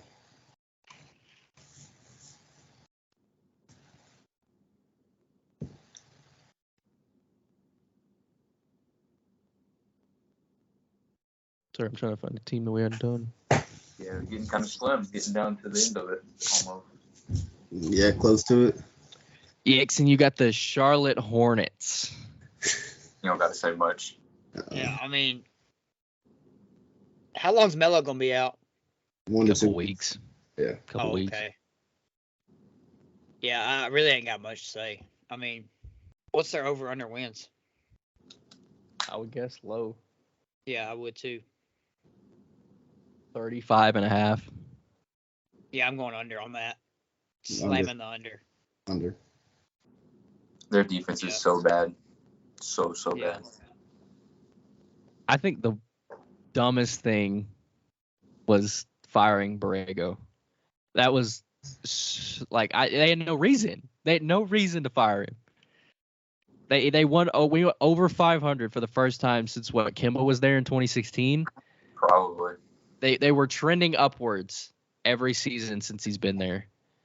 Fast-paced offense with Melo, pop guy. Borrego was I don't know if we've never seen him play high-level basketball before with his team. He may have not have gotten over that hump. They may have saw that before anyone else has, but hiring Steve Clifford back, I don't think that was the move. And I don't think they brought anybody in to get better either. I don't think. They I will didn't say address- I was very excited when I saw that Duran was going there before he got traded to. They should have kept Durant. If Duran and Melo would have played together, that'd been so fun to watch. I think. He got Cade though. Him and Cade will be fine. Yeah. I mean, yeah, but But All yeah, right. the Hornets didn't address their biggest issue. They'll be bad on defense again. Who we got? Jacob, you got the Utah Jazz. Oh, I'm up. Oh, my bad. Elijah, you got the Utah Jazz. I won't say you much guys about. say much here. Yeah, I won't say much about the Jazz. I expect them to continue to make moves with Mike Conley, and even though they just signed Jordan Clarkson for whatever reason, maybe they want him to be the tank commander, or I don't know. But Where Mike Conley's gonna go? I hope he goes to a contending team. I'd like to see him go to a contending. I would say bring Mike Conley back, but our point guard is set. Bro, he would just play the two. The backup two. I'd like to see him go. I'd like to see him go to like the Milwaukee Bucks and like maybe play like a backup type role. I think that he would be good. Mike needs to get out of there. He deserves better than what they're in right now. Yeah, they won't be good. I think that they have some solid players with Colin Sexton. They've got some solid young players. Taylor Horton Tucker, I guess. Colin Sexton will be the tank commander. Yeah, Lowry Markkinen, but they won't be good.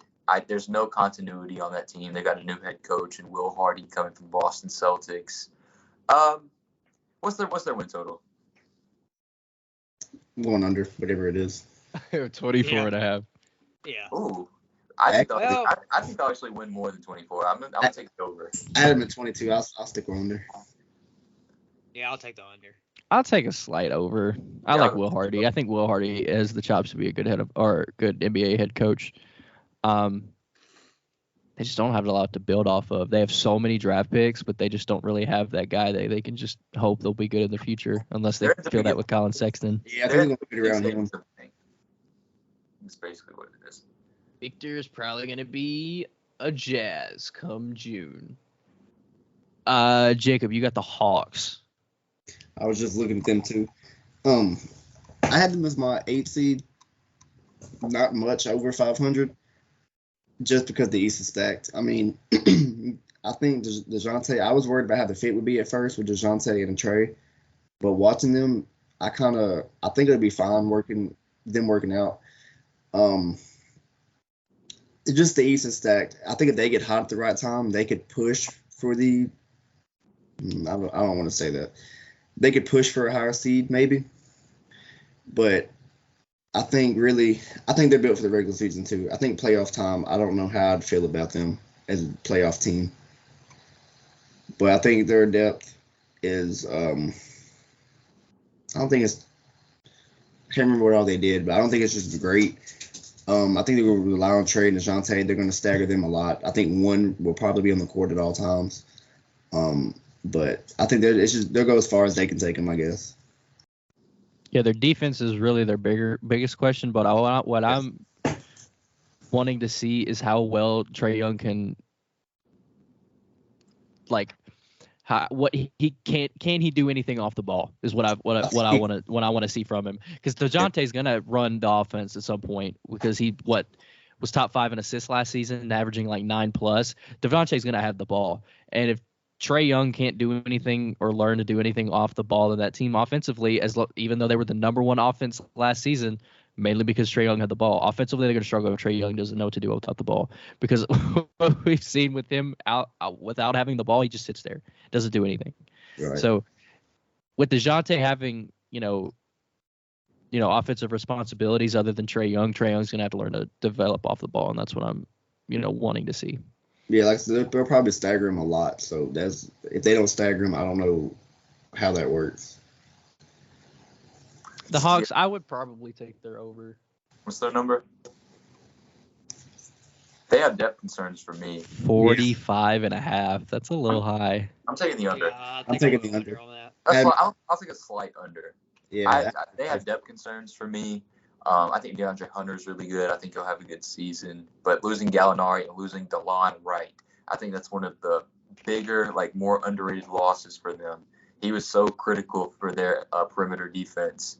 And they bring in DeJounte to address that. He's a good perimeter defender. But their bench, I'm not trusting in it. Yeah. If they don't meet expectations around the trade deadline, do you think they finally trade John Collins? I don't know. They gave up. They'll keep it and probably ride it out. I think they'll keep it and probably ride it out, because they gave up a lot of assets for DeJounte. Right. And I don't know if they'll get that in return for John Collins. I think they trade Capella before they trade John Collins. Yeah, because they have Okongwu behind them, and I think they would rather have Okongwu rather than Capella. I agree. I'll probably go under as well. I got the Dallas Mavericks. All right, Dallas is weird. I think the only thing they did was lose Jalen Brunson. You got Christian Wood. Christian Wood. Yeah. They did bring a Christian Wood. I forgot about that. He'll be JaVale McGee. He'll be good for them. Having another scoring option for Luka is always good. But this team is it reminds me of the early 2000s Sixers with Allen Iverson. Luka's AI, huh? This team, Luka's gonna be better than AI. This team is live and die, and they will go wherever Luka takes them. It's that simple. As long as Luka's playing well, that team is going to do well. It's that simple. Yeah, that's what I was really saying about LeBron and the Lakers. But it didn't happen. I don't think it's the same though. It's not. Luka has. You get what I'm saying though. Like Luka's shown that he can lead a team past a couple of playoff series. They won their first playoff series since they last won a title last season. So Luka's that guy. I think he's the MVP favorite right now. I think Luka will be. I'm saying a lot of Luka, but that's all the Mavericks are right now, in my opinion. It's just Luka. Luka's going to take that team wherever he can. Yeah, he's my second in MVP. Hey, don't forget either. Tim Hardaway Jr. is back this season. Yeah. If that means anything to you. I mean, they really didn't need him, but he'll help at least. Yeah, the Mavericks, they're over under. Oh, wow, it's 48.5. I'll take high. I'll take a slight under. Under. I think Luka will have them around that win total, but I'll take a slight under. I think they'll probably sit at 48. Yeah, it's gonna be tough. It's gonna be close, but I'll probably take the under too. Yeah, one under. I think Spencer Dinwiddie would have to. He's gonna have to kind of feel, I guess, that secondary like scorer role. Got to play the Jalen Brunson role. Yeah, somewhat. Jackson, you've got the Sacramento Kings. Oh gosh, it's a very interesting team. Yeah. They drafted Keegan Murray, right? Yeah. Okay. Just refreshing my memory there. 28-year-old. You know, I've been in full football mode for a while now. So they got De'Aaron Fox, they got Keegan Murray. Got some bonus. Yeah. I don't expect like a lot. What's the over under on wins?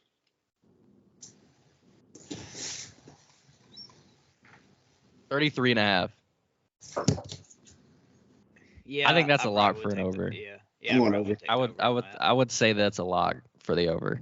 I could see them, if the Lakers have injuries, they could take that play-in spot, the number 10. I think they might be better than Portland right now, honestly. Portland hadn't even been yet. I didn't even realize that. Yeah, I keep waiting on them. I keep hoping. I'll give you the Blazers, Elijah, because okay. I got the Grizzlies and he got the Sixers, so I was like, right. I feel like it's only fair if you talk about the Blazers. Yeah, the Kings are a weird team. They got Mike Brown as their head coach. I think one of the dumbest things of the many dumb things that they've done in their recent franchise history was fire Dave Yeager. I forgot they had Mike Brown. Yeah, I forgot about that too, actually. The Mike Brown that got beat by 50 by the Grizzlies. He got hired like 3 days before, and then his first game as an interim, he lost by 50.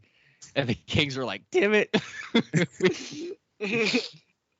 Bro, okay, so the Kings in recent history, I think the worst thing that they could have done was fire Dave Yeager, because that team won like 41 games. I know it's not good, but they were a 9 seed, and they were the fastest paced team in the entire league. Rightfully so, with De'Aaron Fox and all of his Buddy Hield shooting threes. And then the next season, they fire Dave Yeager for whatever reason, and they bring in Luke Walton. And you know what Luke Walton does? He slows the pace and makes them one of the worst paced teams in the entire league, in which term makes them worse because De'Aaron Fox doesn't like to play slow. That's not his play style. Again, this was like a couple years ago, but I think the Kings now with Mike Brown, I don't know how Mike Brown coaches. He hasn't coached since the Knicks or LeBron, or with the Cavs and LeBron or the Knicks. I don't know when the last time he coached, but the talent-wise on paper, this team is good.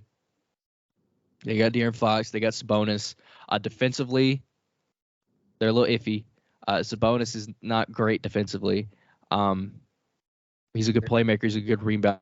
He's good on offense, so he'll get you some points. De'Aaron Fox is good. I think he'll be back to his 2021 form, averaging 23 plus. I think he'll be fine. Keegan Murray's he was a bucket in summer league. He was really, really, really good. He was a sniper. I forgot to mention Keegan Murray is my pick for Rookie of the Year. He was probably the most NBA ready player coming out of the draft. 3-year guy at Iowa. He's really good. He's the most NBA ready player. He'll probably he'll do well. The Kings, I probably say they're at 10, 11, 9 in that area. I would say over on their win. I think that's a definite lock in my opinion. But for them to do better in a stacked West, better than a 9, would be surprising to me. Yeah. They brought in a few players too, so that they kind of improved their roster some. Yeah, I got them at like 11 right now. All right, Elijah, I'm not going to spin. I'm going to give you the Blazers. So it'll be all fair for us to pair for our favorite team. I won't spend too long on them either. The offseason additions, you bring in Jeremy Grant, you bring in Gary Payton II to try to address the lasting issue over the past how many ever seasons with Damian Lillard as the best player on the team. That's defense.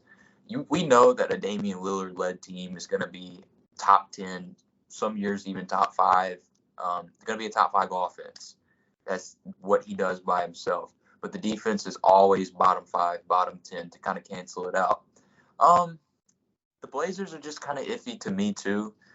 I don't really trust their depth at all. I think that the starting 5 is good. I really like Anthony Simons at the 2, especially on offense. I think defensively, like you said, Tanner, he's small. He might present some concerns.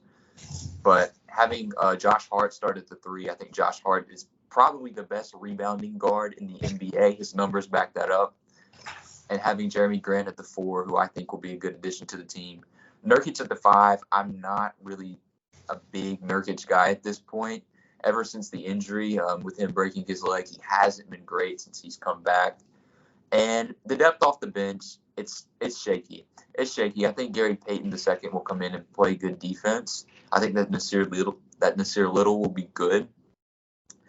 I think that Shaedon Sharpe at the beginning of the season, Gary Payton's going to miss the first few weeks, but I think Shaedon Sharpe might get some run.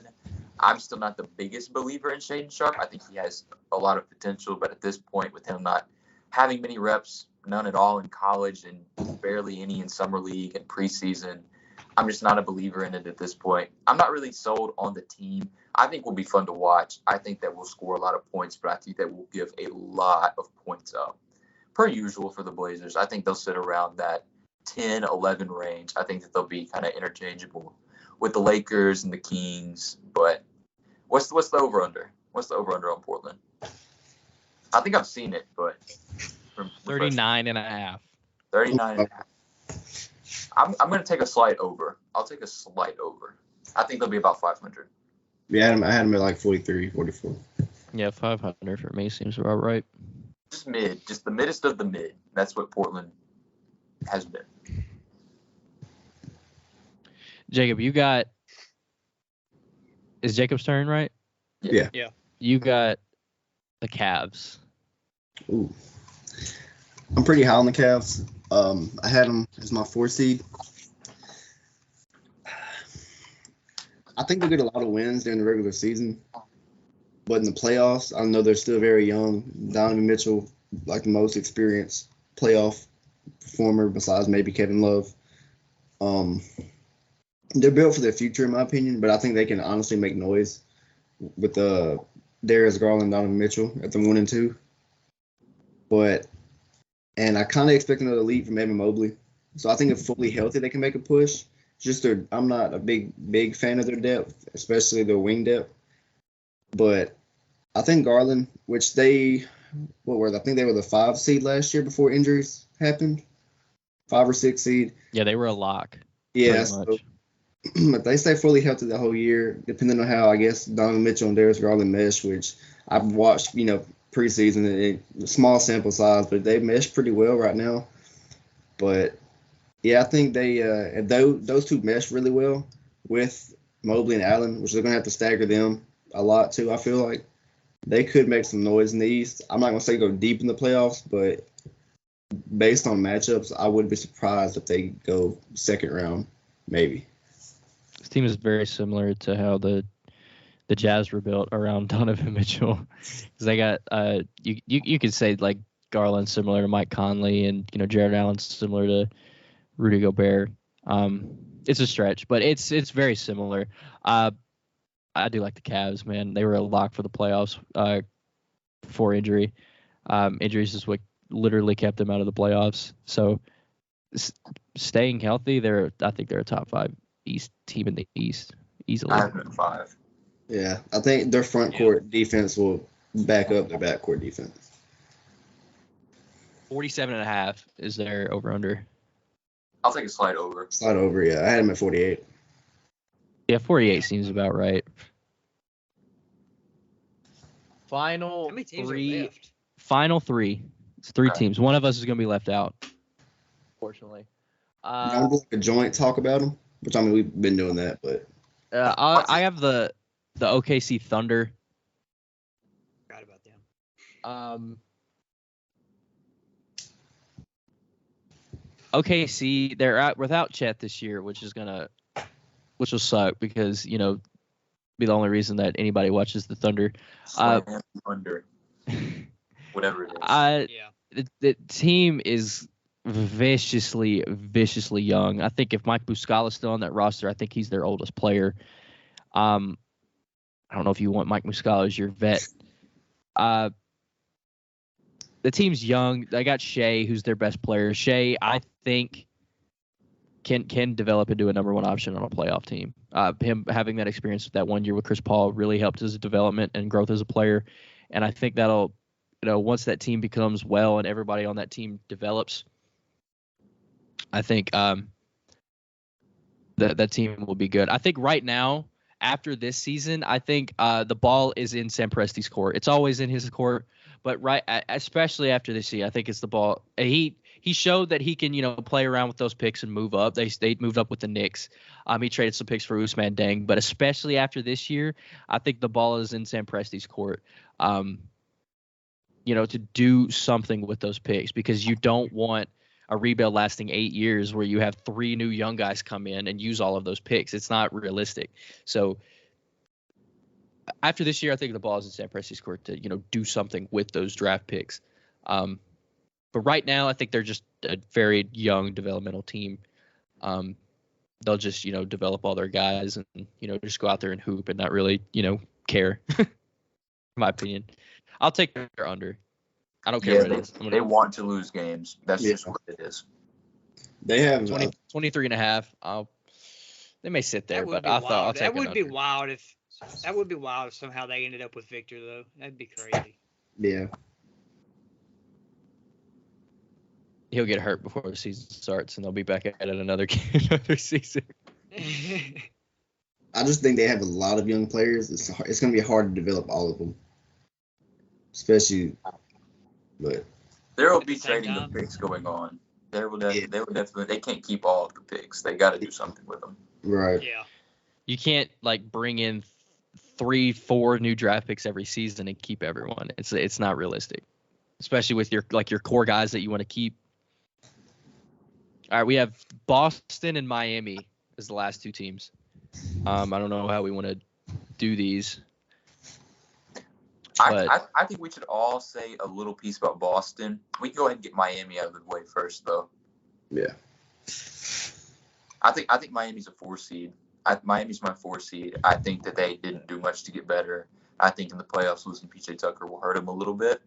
But I think that maybe they've reached their ceiling. I think it depends on Bam, because Jimmy by himself can only take you so far.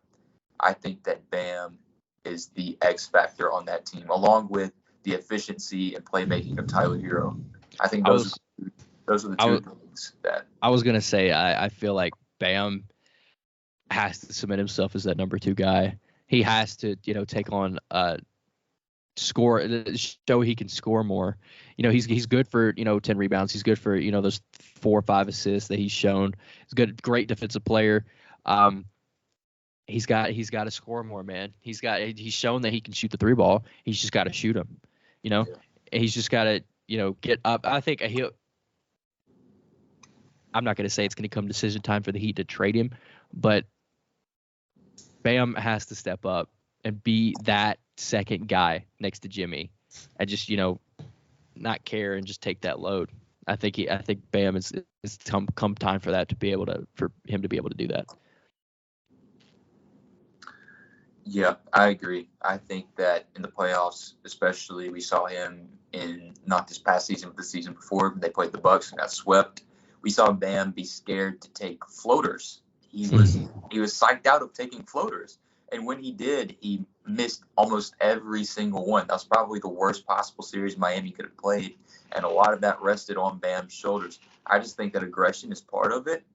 I think that maybe not even threes, maybe just work into the mid-range and get comfortable doing that first before you feel comfortable enough to start taking threes. But just something. Give them something consistent offensively. Yeah, obviously you still have your other core pieces in Tyler Hero, who probably averaged 20 again. Jimmy Butler's the guy, obviously. It's just, I think, whether or not that you consider Miami championship contenders or not rests on Bam's shoulders, in my opinion. Yeah. Because they'll still have that culture. They'll still have that defense that they have, but Miami needs Bam Adebayo to be better. Not saying he's bad, just he needs to be better. Yeah. Their win is 48.5. I'm going to take a slight over. I'm going to take like a very slight over. Yes. I think they'll be a good regular season team. Yeah, I think 50 for them is a good. Is good. Yeah. Last team. Oh, were you say something? Am I frozen on y'all's? My whole computer froze. I just can't see you. We can hear you. Okay, man, my whole computer froze. I can hear y'all, but nobody's like moving. Yeah, we're almost done. Last team, we have to talk about Boston Celtics. Boston had an interesting offseason, to say the least. Ime Udoka got himself in some trouble, and now he will not be coaching the Celtics this season. I forget the interim's name. I don't know. Joe Mazzulla or something like that. Yeah, it's not Ime Udoka, and that'll hurt Boston. I think last year was amazing for every player on that Boston roster as far as developmental goes.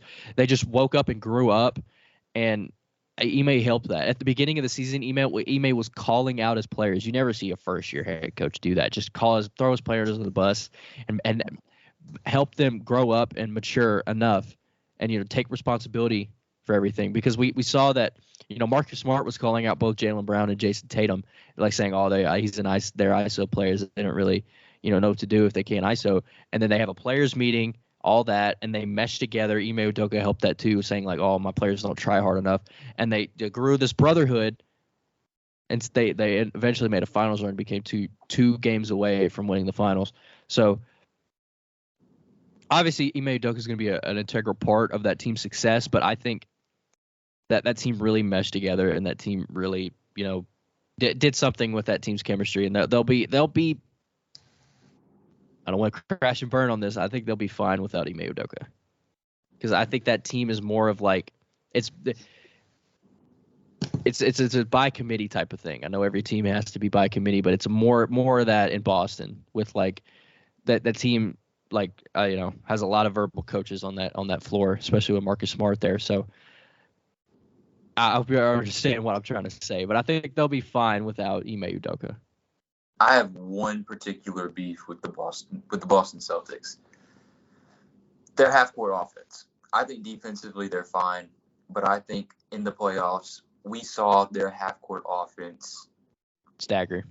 Yes, not be stagger, very, very stagnant. And what bailed them out ultimately was the three-point shot. They made so many of their three-pointers. It single-handedly won them the Bucks series.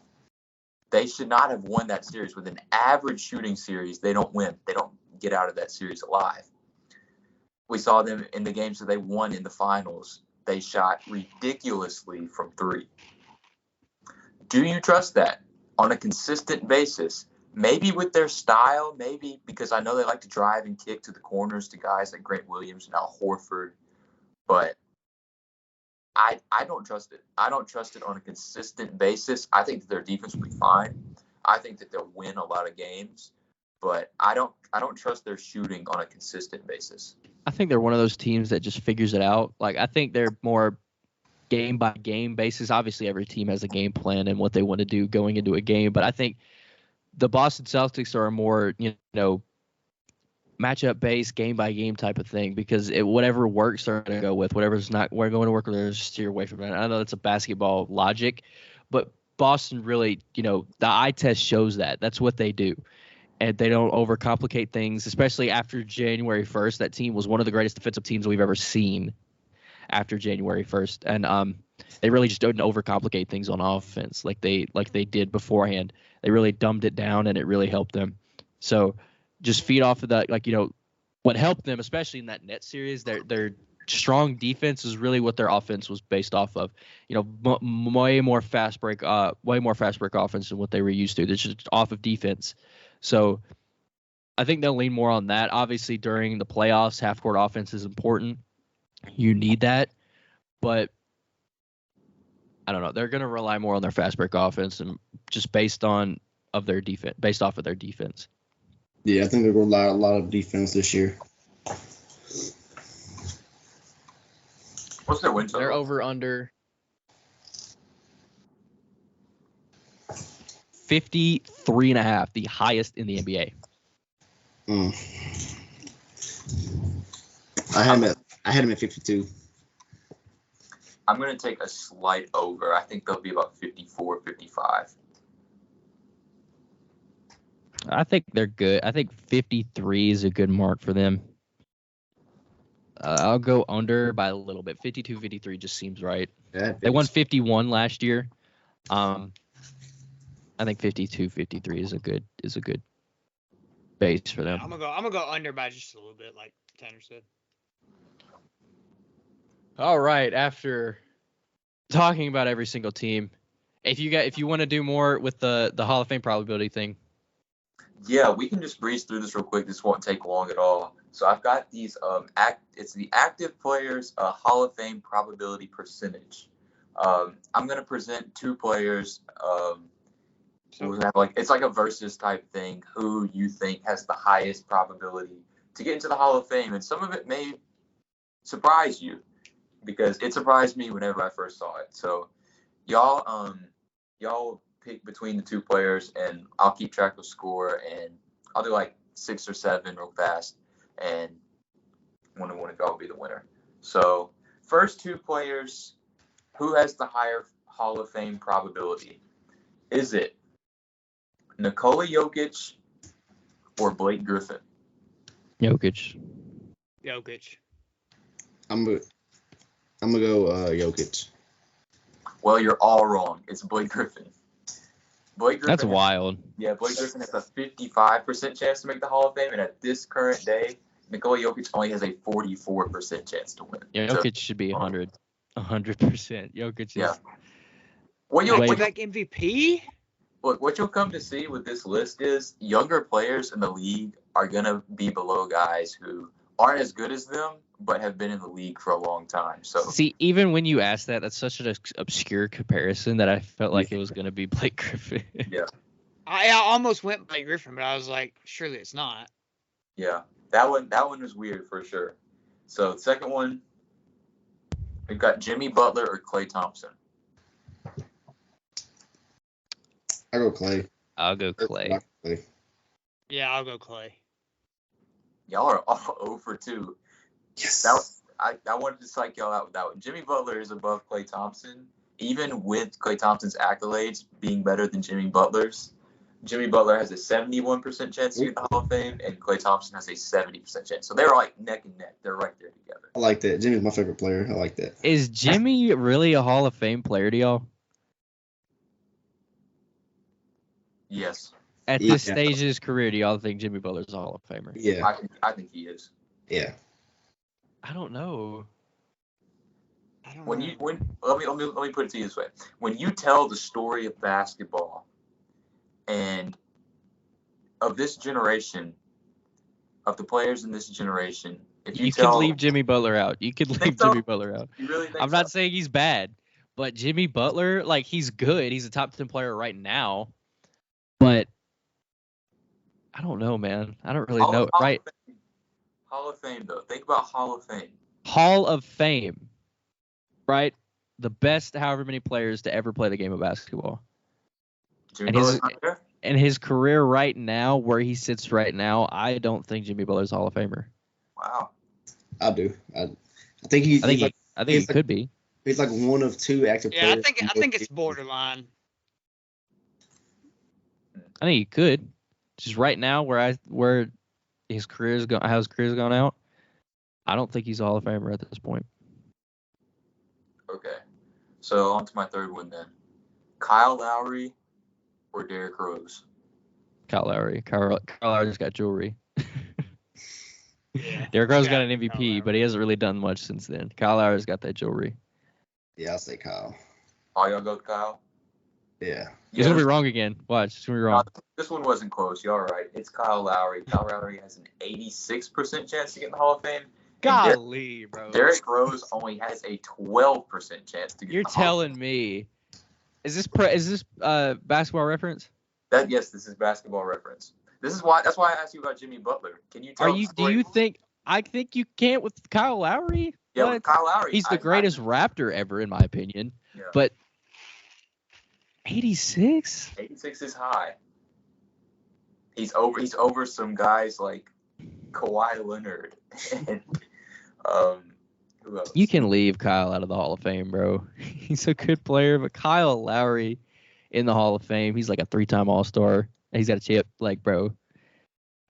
They'd just be putting anybody in the Hall of Fame now. Man, you sound like an old head. All right, on to number 4. I'm going to try to get a kind of obscure one with this one. So we've got Andre Iguodala, and he is going to go against Andre Iguodala is going to go against Marc Gasol. Higher probability, I would say Iggy. I'll go Andre, yeah. I'm going to go Mark. You know, Mark, Andre Iguodala does have the higher probability. Iggy's got four of them. Yeah. And a Finals MVP. His probability is low though. It's kind of surprisingly low at only 13%. I thought it would be higher. 13? Yeah, only 13%. And Marc Gasol is just 4%. So I don't even know why he's still listed as an active player on this because I'm pretty sure he's out of the league at this point. Yeah, he's retired. Yeah. So we'll do two more. I'll kind of go towards the top, towards some of the big names, and I'm going to see how y'all are thinking about this. So we'll go Giannis. Against Carmelo Anthony. Melo's one of those guys I think he should be 100. You think so? Melo's a lock. He's top 10 in scoring all time. Right now, I'm going to go Melo. Yeah, I'm going to go Melo. I would say Melo is now, yeah. You would be right. Melo is basically a lock at this point at 98%. He's going to be there. He will be there. And even at this point of Giannis's career, I know he's still only like 27. It still does kind of shock me to see that he's only 87% because I think if he retired today, he's 100% without a doubt a Hall of Fame. First ballot. For sure. 100%. So for this last one, I don't even know y'all scores anymore. Who cares at this point? Last one, we got Anthony Davis against Draymond Green. Draymond. It's got to be Draymond. I would say Draymond, but who's a top 75 player? Yeah. And who's not? Yeah. But just based on accolades, man, I would say Draymond. That would be my first reaction, but I'm going to say AD. This one surprised me. This was the one that really stuck out to me because it's Anthony Davis and it's not even close. It's really, really weird. Anthony Davis has a 99% chance to make the Hall of Fame. Damn, that's wild. Yeah. That is wild. And Draymond is all the way down at just 77. So that is wild. I will say that. That's wild. That one threw me off a lot. I know that's egregious. Not saying 80's bad. but he's Yeah. he's questionable. AD's I mean, top yeah, just 75. think about his accolades too compared to Draymond. It would seem like Draymond has a big ups on AD with accolades. So Basketball Reference is telling me that let's do a rundown here. Iggy's only 13% in his stage of his career. He's got no basketball left pretty much. But Kyle Lowry's This is Kyle last Lowry's year. 86. Kyle Lowry's 86. Who was higher than Klay? Jimmy Butler? And then who was AD's 98, 98. but Technically Melo's not 9 or around- 9 like Yeah. 80's 99, 98, whatever, and you're putting him on the same probabilities as Melo. 80's above Carmelo. If AD retires right now, would you put him in the Hall of Fame? Yeah, but it wouldn't be unanimous in my opinion. I'm not putting him there. If he retires today, Really? I'm not putting him there. Really? What has he done? What has he done? Besides a I couple All-NBA first teams. Yeah, he's made some first teams, and he's got the All-Star appearances. He's got A ring. Yeah. I think he's a Hall of Famer, but not maybe first ballot, not unanimous. You could convince me. But right now, I don't think so. Yeah. Definitely over Draymond's definitely there. Well, if y'all stuck around for that long, y'all get that tidbit of information.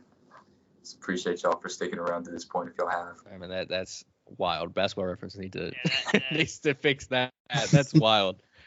If you guys did stick around to this point, we do appreciate you guys listening. This was super fun podcast to record. Hopefully we could do this again in the future. But if you guys have stuck around this far, please subscribe to both of our YouTube channels, Ball Oasis and H&H Plus H&H Podcast. Follow us on Apple. Follow us on Spotify. Follow us on Apple Music, wherever you guys listen to your podcast. I will have the notification to their guys' podcast in the link below. Go check them out. You guys are awesome, and they obviously know their hoops. So we appreciate you guys listening, and we'll see you guys next time.